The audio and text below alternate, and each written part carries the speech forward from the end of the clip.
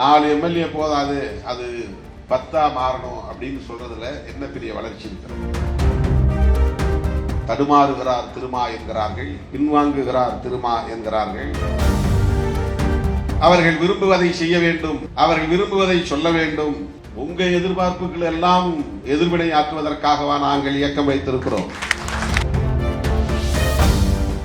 4 MLA போதாது, அது 10 மாறணும் அப்படின்னு சொல்றதுல என்ன பெரிய வளர்ச்சி இருக்கிறது? 4 10 ஆகிவிட்டால் மாற்றம் நிகழ்ந்து விடுமா? 2 எம்பிக்கள் போதாது, அது 5 எம்பிக்களாக வேண்டாமா? 2 2ஆக இருந்தாலும் அது 5ஆக மாறினாலும் ஒரே இம்பாக்ட் தான்.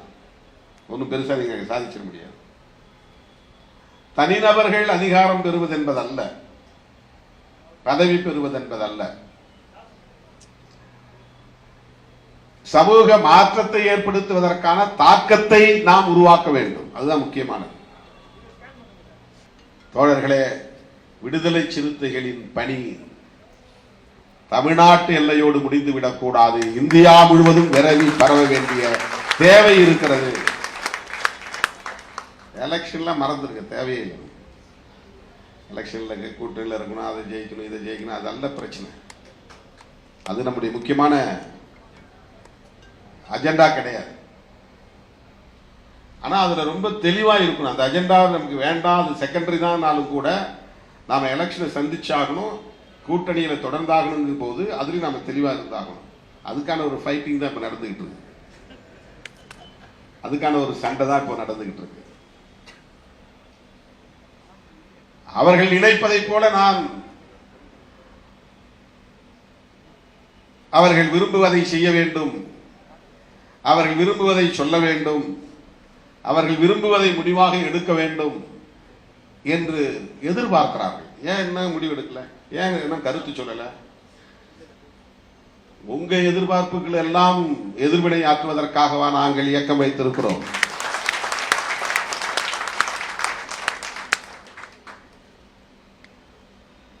நாங்கள் எங்கள் நிலைப்பாட்டில் உறுதியாக இருக்கிறோம், தெளிவாக இருக்கிறோம். நாங்கள் தெளிவாக இருக்கிற போது, உறுதியாக இருக்கிற போது நாங்கள் பதற்றப்பட வேண்டிய தேவையே இல்லை. எதை எந்த நேரத்தில் எப்படி அணுக வேண்டும் என்பது எங்களுக்கு தெரியும். எங்களுக்கு எந்த பேராசையும் இல்லை. அங்கே போனால் அல்லலாமா, இங்கே போனால் வாரலாமா, இந்த வாய்ப்பை பயன்படுத்திக் கொள்ளலாமா, ஐயோ இந்த வாய்ப்பை விட்டால் என்ன ஆவது? ஒரு தம்பி சொல்றாரு, இதுக்கு நீங்க டாக்டர் ராமதாஸை ஃபாலோ பண்ணணும்.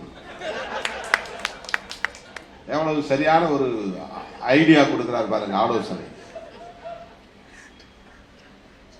நாங்கள் 100 விழுக்காடு புரட்சியாளர் அம்பேத்கரை பின்பற்றக்கூடியவர்கள்.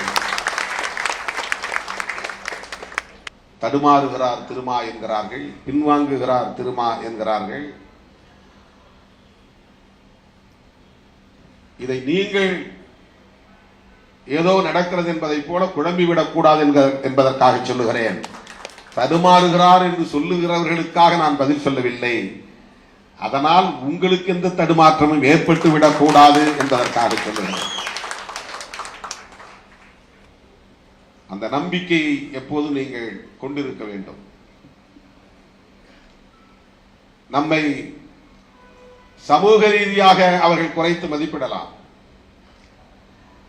நம்மை பொருளாதார ரீதியாக அவர்கள் குறைத்து மதிப்பிடலாம்,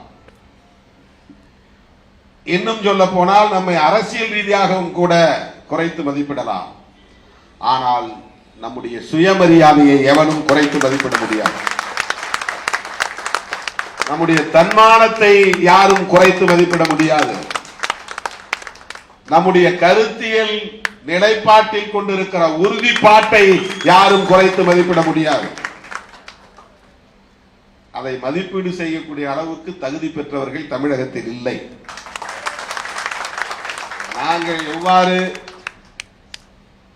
கருத்தியல் களத்தில் தெளிவோடு இருக்கிறோம், துணிவோடு இருக்கிறோம், உறுதியோடு இருக்கிறோம் என்பதை ஒவ்வொரு முறையும் உறுதிப்படுத்த வேண்டிய தேவையில்லை.